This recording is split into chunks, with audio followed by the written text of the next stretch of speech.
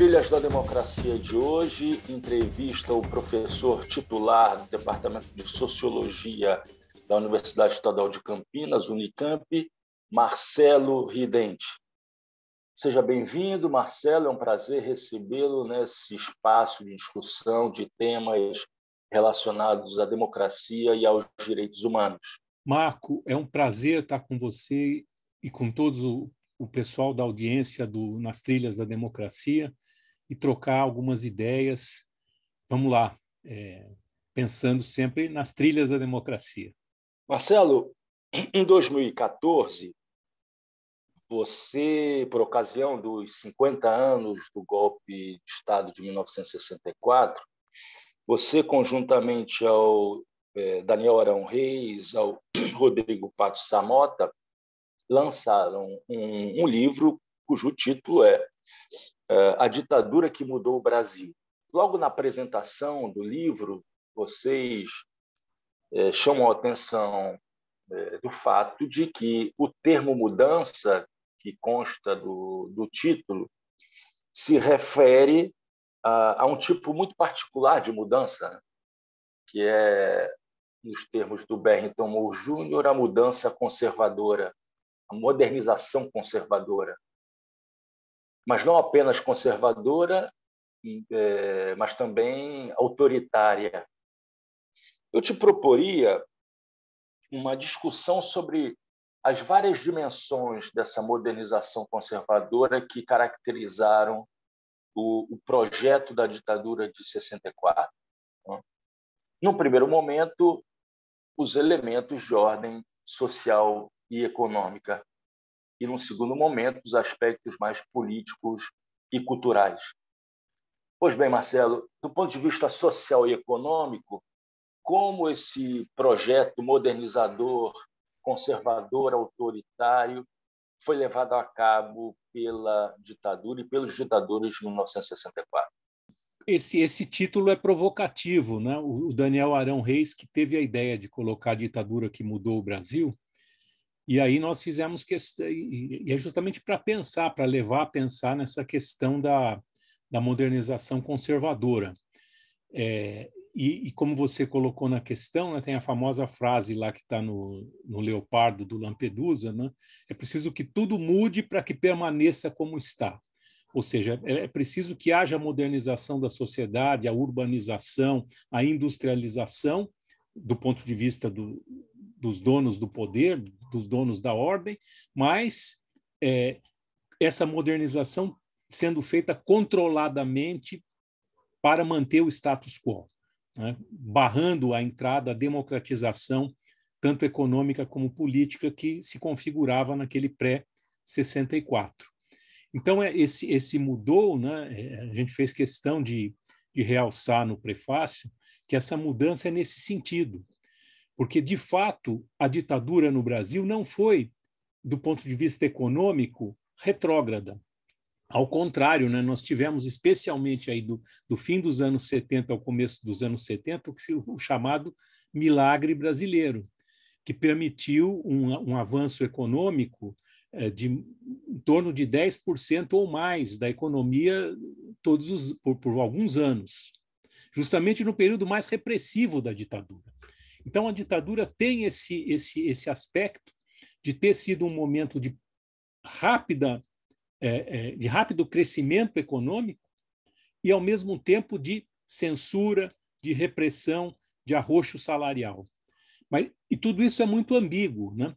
Alguns críticos da ideia de usar o conceito de modernização aí, porque o conceito de modernização é criado pela sociologia norte-americana, né?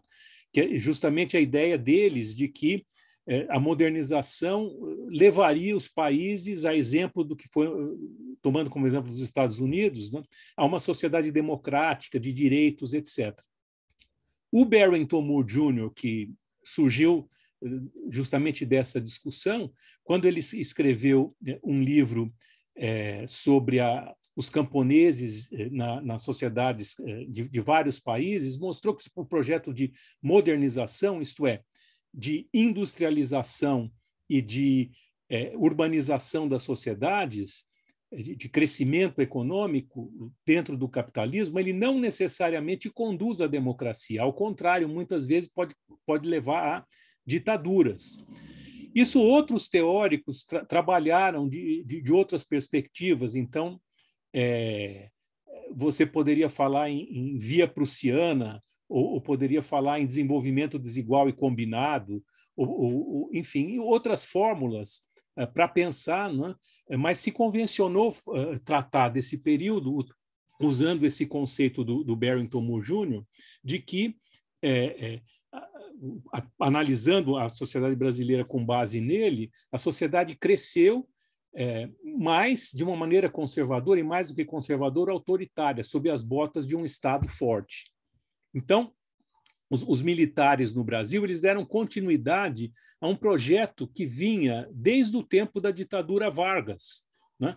de criar uma sociedade industrializada e moderna no Brasil, mas extremamente controlada do ponto de vista do acesso das classes populares a esse desenvolvimento.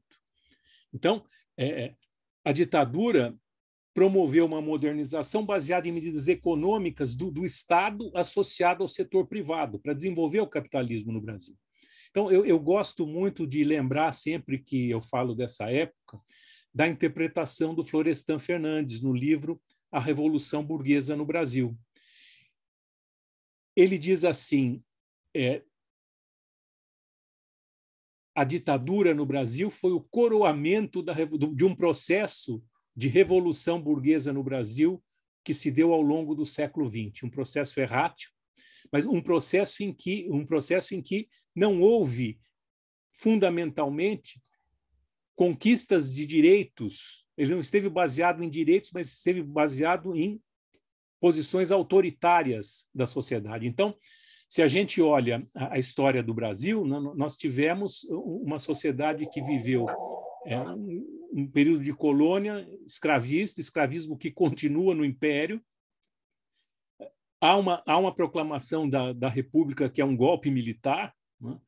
Depois vem a primeira República das oligarquias, depois a chamada Revolução de 30, seguida depois do Estado Novo, até desembocar na redemocratização, ou na democracia relativa, digamos, de 46 a 64. Eu digo relativa porque os partidos comunistas não eram permitidos e também porque houve várias tentativas de golpe de Estado nesse período democrático da sociedade brasileira de 46 e 64, e depois todo o período da ditadura até 85. Então, se a gente olha para a história do Brasil até 85, ela é uma história profundamente autoritária, é uma história que envolveu, ao longo do século XX, a construção do capitalismo amadurecido no Brasil, mas um capitalismo com desenvolvimento desigual e combinado, concentrador de riquezas, que mantém muito da herança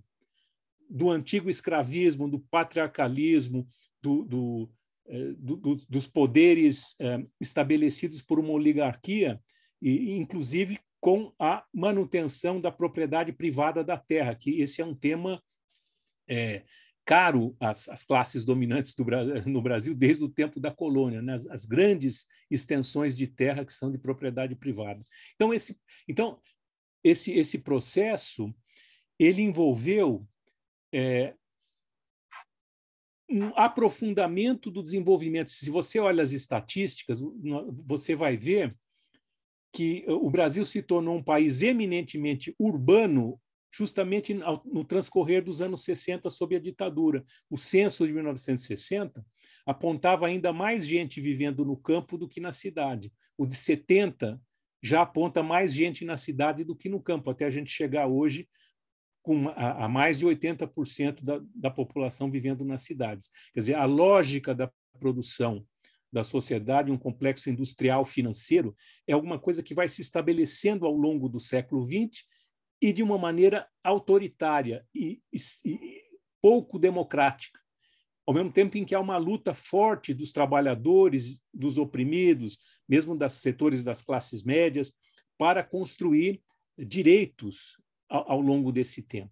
Isso vai gerando uma série de embates na história da sociedade brasileira. Marcelo, você citou Florestan, a Revolução Burguesa no Brasil, um destaque para o capítulo Modelo Autocrático Burguês de Sociedade, né? Esse livro é de 1975, né?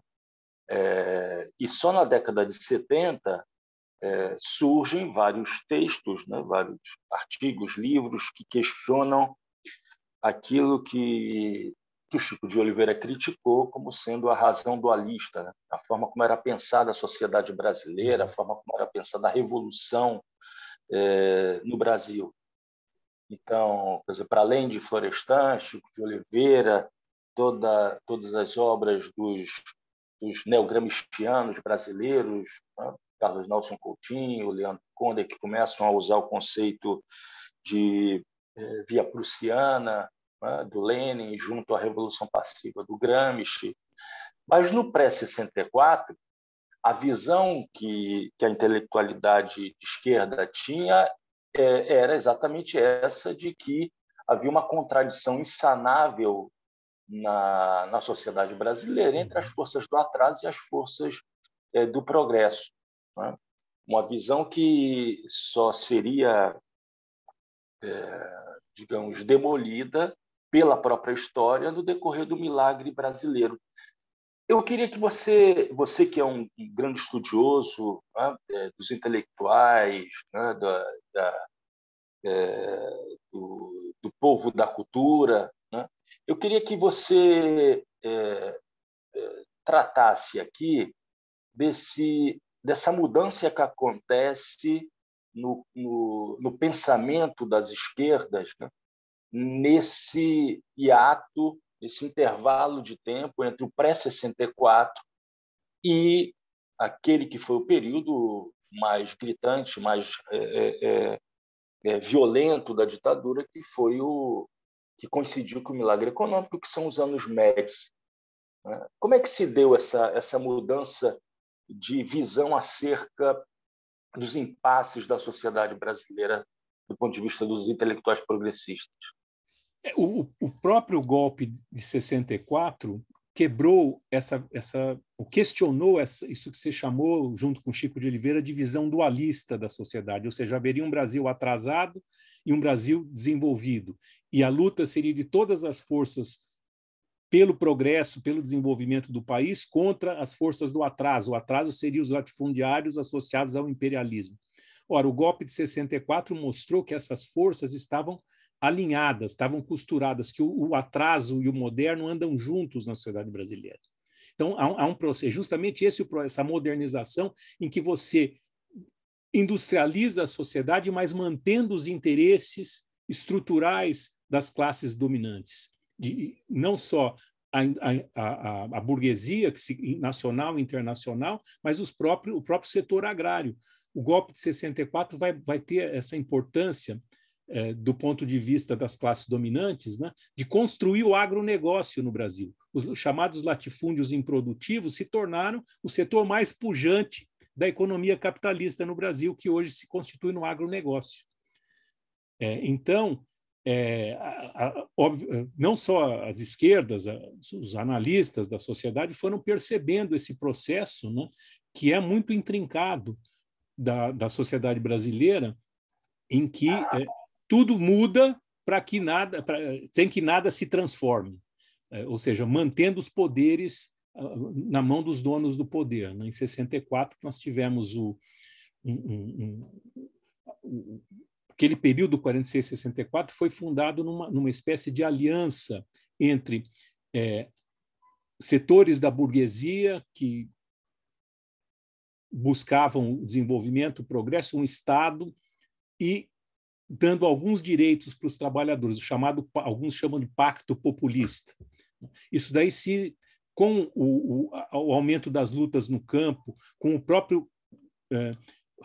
as próprias reivindicações maiores dos trabalhadores urbanos, isso foi, no cenário internacional, o advento da Revolução Cubana, tudo isso foi jogando água naquele projeto anterior de desenvolvimento que poderia se chamar de, entre aspas, pacto populista, né, para se criar um outro tipo de organização do poder, né, para promover esse desenvolvimento do país, mas deixando de lado, fundamentalmente, as classes trabalhadoras, né, que, se você tem um quadro nesse livro, que está no artigo do Luna e do Klein, que mostra claramente, eles desenham uma linha do salário mínimo ao longo do tempo. E é muito nítido, né, que nesse período do desenvolvimento da sociedade foi onde o salário mínimo e os outros estiveram mais arrochados. Então, quem pagou esse desenvolvimento foi a classe trabalhadora no Brasil, né? E houve uma enorme concentração de riquezas, reforçando as desigualdades sociais e econômicas no país. Marcelo, também no ano de 2014, você lançou a segunda edição do livro que originalmente foi publicado no ano de 2000, Em Busca do Povo Brasileiro, Artistas da Revolução, do CPC à Era da TV. E eu gostaria de retomar aquela pergunta sobre os intelectuais que são os intelectuais da Revolução, do pré-64, daquela visão dualista, te perguntando acerca da refuncionalização ou um novo exercício, um novo papel exercido por uma boa parte dos intelectuais que pensavam a Revolução no Brasil no pré-64, a partir do momento em que, como uma contradição da ditadura, foi se ampliando o espaço da universidade pública, particularmente o sistema de pós-graduação, né, e de pesquisa também no Brasil, né? E também nessa passagem que acontece, né, você cita, você trabalha essa questão, de intelectuais que fizeram parte desse riquíssimo movimento de cultura popular do pré-64 e que, aos poucos, à medida em que a televisão foi se expandindo no Brasil e os canais de televisão como a Globo foram se fortalecendo, passaram a fazer parte digamos, da estrutura da dramaturgia, né, das telenovelas, da Globo, por exemplo, e também de outras emissoras de forma menor. Essa ditadura ficou 21 anos no governo. E ninguém fica no governo 21 anos só com base na força. De alguma maneira, a ditadura tinha que construir consensos, tinha que construir alguma base de legitimidade. E, em boa parte, ela se escorou no avanço econômico do milagre brasileiro. Mas isso veio junto também com essas medidas de modernização da sociedade. Então, a ditadura, no caso, precisava, apostava, né, na industrialização do país, o que envolvia também o setor da cultura. Então, a ditadura promoveu a chamada indústria cultural no Brasil. Por exemplo, a Rede Globo de TV foi fruto, em grande parte, da política da ditadura. Todo investimentos de tecnologia, de telecomunicações foram implementados, né? E houve o florescimento de uma indústria do disco, do cinema, a Embrafilme foi criada na época, da televisão, do rádio, enfim, a ditadura, as produções em banca de jornal. E olha que uma coisa maluca, às vezes, até mesmo produção de filó, até Marx foi publicado em 74 nas bancas de jornal, na série Os Pensadores. Quer dizer, essa indústria cultural, de outro lado, envolvia também o desenvolvimento do conhecimento, da tecnologia, que era feito, sobretudo, na universidade. Então, era preciso desenvolver a universidade. Criar, por exemplo, a Unicamp, onde eu trabalho, foi criada em 66 como um projeto tecnológico da ditadura. Então, a ditadura promoveu a universidade, promoveu o mundo da cultura, claro, no sentido industrial e capitalista, pensado nos dois casos, né? Mas quem eram as pessoas que iriam mover, que moviam o mundo da cultura e que moviam o mundo do conhecimento? Eram pessoas, em grande parte, críticas da própria ditadura e que vinham, em parte, antes daquele 64, quando uma boa parte da intelectualidade era favorável ao prosseguimento do processo democrático no Brasil. Então, isso está bem explicado no livro As Universidades e o Regime Militar, do Rodrigo Pato Samota, né? Como foi se construindo dentro da universidade, junto com esses investimentos pesados de ciência e tecnologia, né? E com a perseguição seletiva a pesquisadores de oposição, mas a ditadura precisava das melhores cabeças para mover a universidade. Então, a Unicamp, que é um projeto de desenvolvimento tecnológico do país, quem é que movia em grande parte isso? Eram professores de esquerda. Às vezes, alguns eram punidos, os que passavam de certo limite, mas, ao mesmo tempo, se convivia com eles. No mundo da cultura, quem é que eram os grandes artistas da época? Era, em geral, o pessoal de oposição. E essas pessoas tinham emprego, claro, às vezes faziam filmes que depois eram censurados, faziam canções que eram censuradas, mas eram esses agentes, esses professores universitários intelectuais, que, de certa maneira, moveram o mundo da cultura, o mundo do conhecimento nessa época. Então, há uma relação muito intrincada entre a construção dessa ordem, né, e a repressão aos que podiam sair do projeto de modernização conservadora da ditadura. Não há nada mais contraditório, Marcelo, do que o fato da Unicamp ter sido pensada como uma referência no campo da ciência, tecnologia, ter sido também o berço de um dos maiores arquivos de história do movimento operário, que é o Edgar Langenroth, né? Exatamente, foi o Marco Aurélio Garcia, o Paulo Sérgio Pinheiro, o Michael Hall fundaram ali um arquivo que nós temos até hoje, que é um dos arquivos da história do movimento operário, das esquerdas, etc. Aí já era mais para o fim da ditadura, mas foi criado ali, quer dizer. Então, a gente não pode tratar de uma maneira simplificada esse processo. Ele é muito... É importante dizer isso, né? Ele faz parte desse longo processo de modernização da sociedade brasileira que ocorreu ao longo do século XX.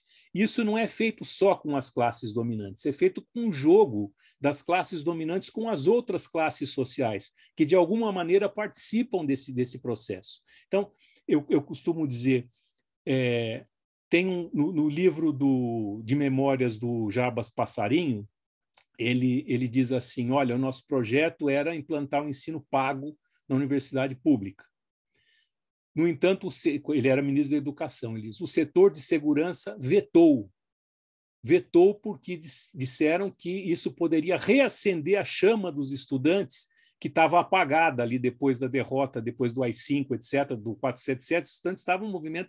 Ele diz, olha, isso é muito perigoso, é melhor deixar, não tocar nisso. Então veja, mesmo derrotados depois de 69, a luta anterior dos estudantes levou a que a ditadura, medindo uma possível reação dos adversários, não implantasse o ensino pago no Brasil.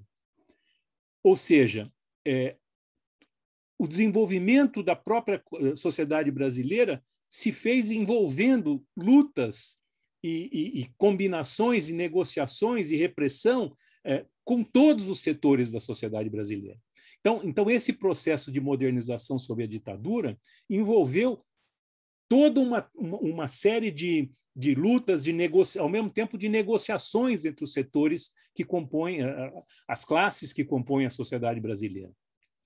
Então, não se pode ter uma visão excessivamente simplificada de que era um pequeno grupo de militares que fez aquilo tudo da cabeça deles. E, claro, eles tinham um projeto deles, mas esse projeto envolvia a capacidade ou a falta de capacidade de tentar organizar o conjunto da sociedade brasileira em conformidade com os interesses deles, né? Deles e das classes dominantes do Brasil. E isso é do jogo da política, mesmo sob uma ditadura nos piores anos do Médici, por exemplo. Marcelo, é possível, pensando em termos de gerações, né? É possível particularizar, né, elementos diferenciadores entre uma geração no campo artístico, cultural, uma geração pré-64, de uma geração que se forma no decorrer da ditadura? Ou, na verdade, esse intervalo de tempo da ditadura representou um aniquilamento do surgimento de novas cabeças no campo artístico-cultural? Ou seja, dizendo de outra maneira, né, as gerações, a geração pré-64 é a geração que vai chegar até o fim da ditadura em meados dos anos 80, não tendo surgido nada de novo no decorrer dos 21 anos de ditadura.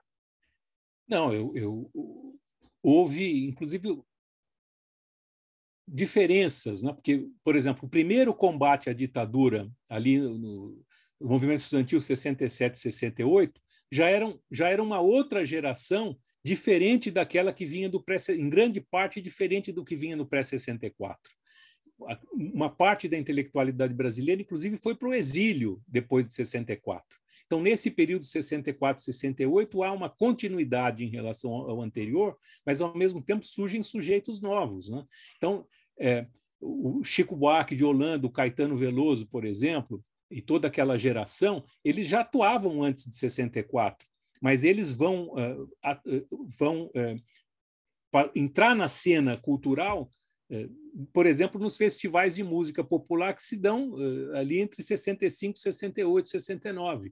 Então, há uma outra geração que surge aí, que já é diferente daquela anterior, embora criada nos anos anteriores, né? Ela se coloca na cena cultural e política de maneira diferente.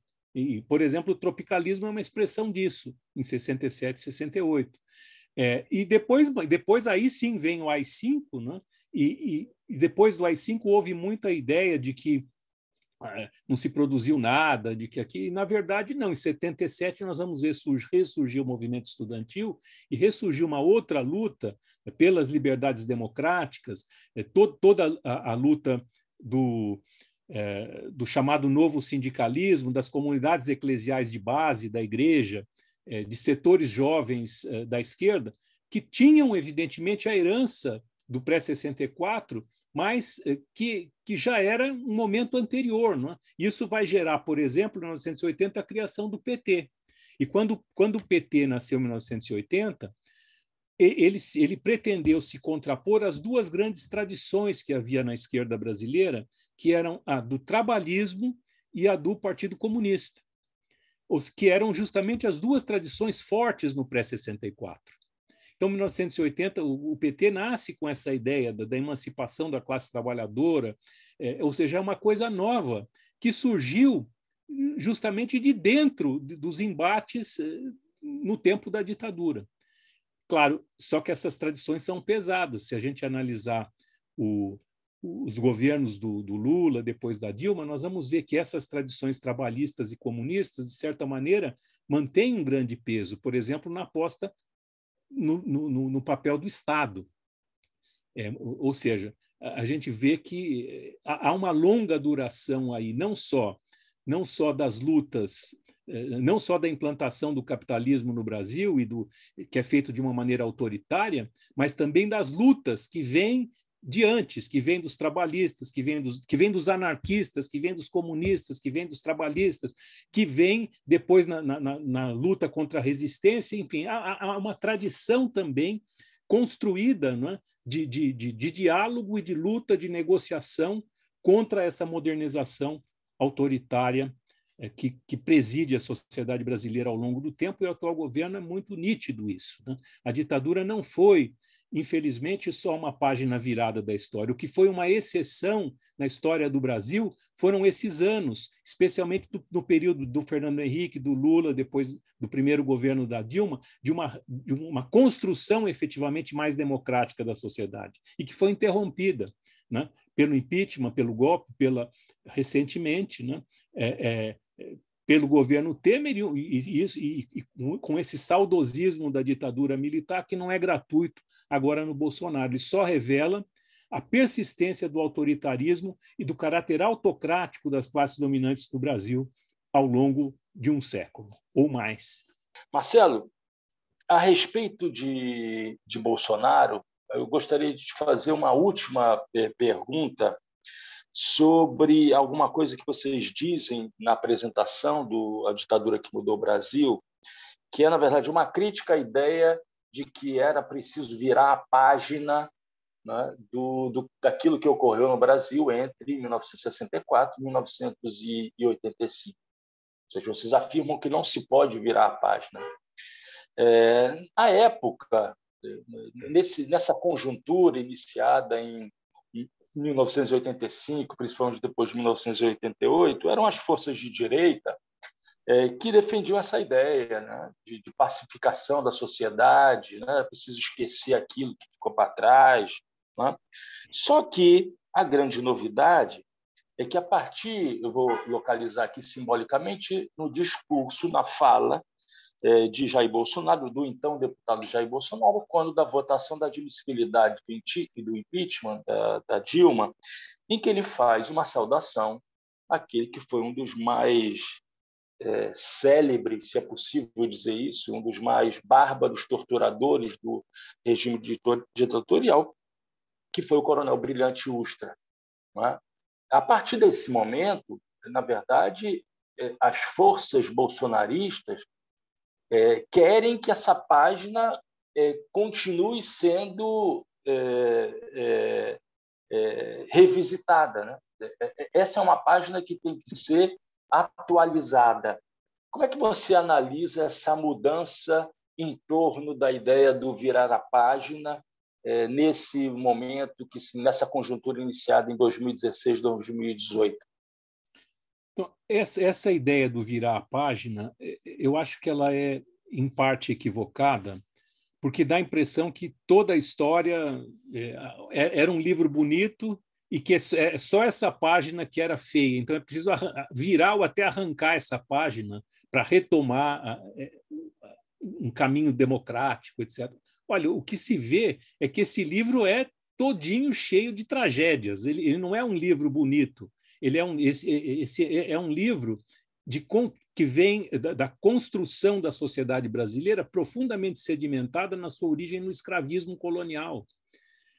A sociedade brasileira é uma sociedade que não tem dificuldade de conviver com a ideia de igualdade e de liberdade.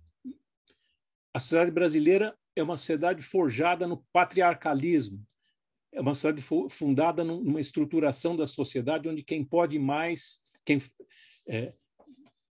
tem mais direitos.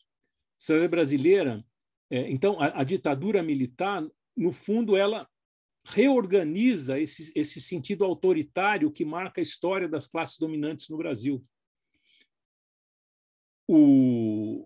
Isso não é uma coisa que some de uma hora para outra. E não some e nós vimos aí, você citou a fala durante aquela cerimônia tragicômica que foi do impeachment, do golpe contra a Dilma no Congresso. E ali ficava evidente, né, que havia esse autoritarismo, né, que é visceral nas classes dominantes no Brasil, estava ali presente. Né? Agora, o que é mais grave é que isso está, em grande parte, interiorizado por uma parte da população brasileira. Quer dizer, a população brasileira, inclusive em setores mais populares, né, assume como próprios certos valores, como, por exemplo, a própria prática de tortura, né, que são da prática do autoritarismo no Brasil. Então, a última eleição, para muita gente, inclusive para mim, foi muito chocante, né, porque houve uma difusão muito nítida, né? A Amelinha aparecia, a Crimeia na propaganda eleitoral do segundo turno do Fernando Haddad, mostrando muito claramente a vinculação do outro candidato, né, com esse tipo de prática de tortura no Brasil. E muita gente sabia disso e votou mesmo assim, porque muita gente acha mesmo que você tem que matar os bandidos, tem que torturar os adversários, né? Eu me lembro de ter ouvido uma vez numa mercearia, já uns anos atrás, uma mulher, numa discussão, dizia, olha, o erro da ditadura foi não ter matado de uma vez vocês todos. Então, o candidato chegou a falar, tinha que matar 300 mil pessoas, né? E aquilo que era parecia... E matou de outro jeito agora, com a falta de combate à Covid, né? Mas então isso daí está entranhado no que alguns chamam de Brasil profundo. Por isso é tão importante, por exemplo, na história, o método do Paulo Freire, por exemplo, tentando fazer as pessoas... nos anos 60 tinha um livro famoso do Antônio Calado, né, chamado Quarupi, e o Ferreira Goulart escreveu uma resenha na época para a revista Civilização Brasileira chamada Ensaio de Deseducação para Brasileiro Virar Gente.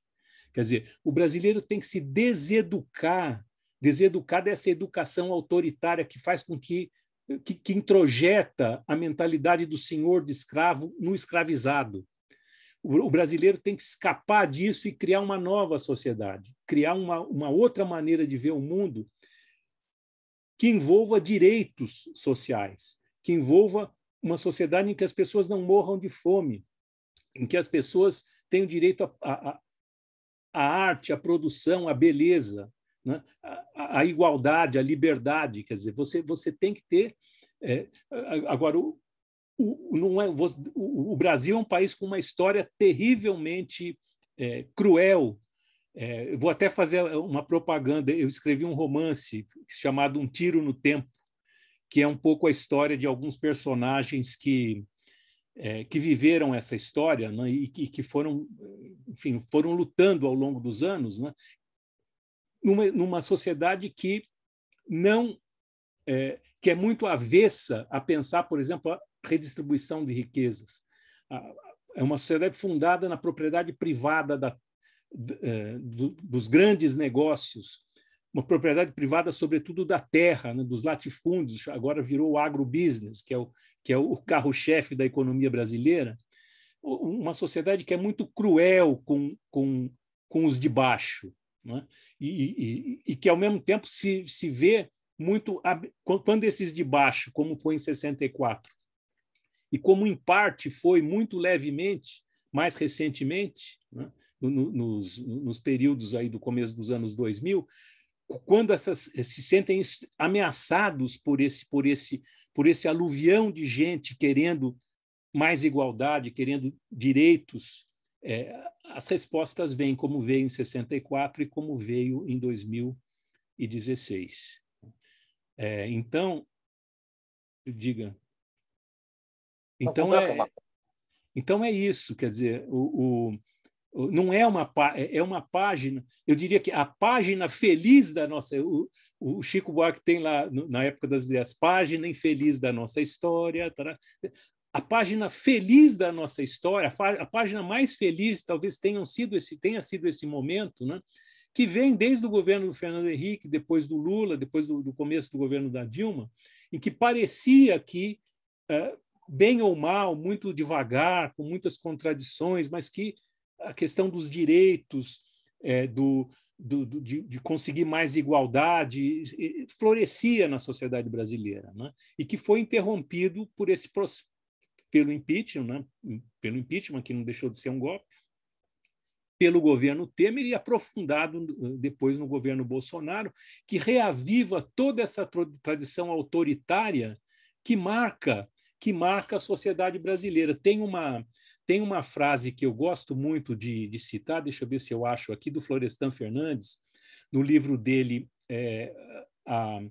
a Revolução Burguesa no Brasil, que eu acho que muito expressiva. Ele fala assim: que a ditadura militar no Brasil foi o momento em que essa revolução burguesa alcançou um patamar histórico irreversível, de plena maturidade, e, ao mesmo tempo, de consolidação do poder burguês e da dominação burguesa, que selecionou a luta de classes e a repressão ao proletariado como seu eixo, levando-se em consideração que as tendências autocráticas e reacionárias da burguesia faziam parte do seu próprio estilo de atuação histórica. Então, isso é que é esse estilo de atuação histórica autocrática que se revelou de uma maneira muito clara no tempo da ditadura, mas que não é alguma coisa exclusiva daquele momento, é uma coisa que é da história do Brasil, e que a gente estava tentando construir alguma coisa alternativa desde a redemocratização de 85, né, e que foi barrada, né, por esse processo histórico mais recente, né, que é muito revelador de como esse estilo de atuação histórica autocrático está entranhado, não é um estilo das classes dominantes, mas em grande parte está entranhado em setores importantes desse chamado Brasil profundo, que não é todo ele rico, evidentemente, mas que defende esses valores reacionários e deletérios, né, que a gente está vendo hoje. Marcelo, nós chegamos ao fim do Trilhas da Democracia. Foi um prazer ouvi-lo. Tenho certeza que aqueles que assistem, seja pela TV, YouTube, pelo rádio, trarão desse diálogo muitos elementos para compreender não apenas a ditadura de 64, mas também essa nova página infeliz da nossa história. Grande abraço, e o Trilhas da Democracia volta na próxima semana, sempre debatendo a democracia e os direitos humanos. Até lá.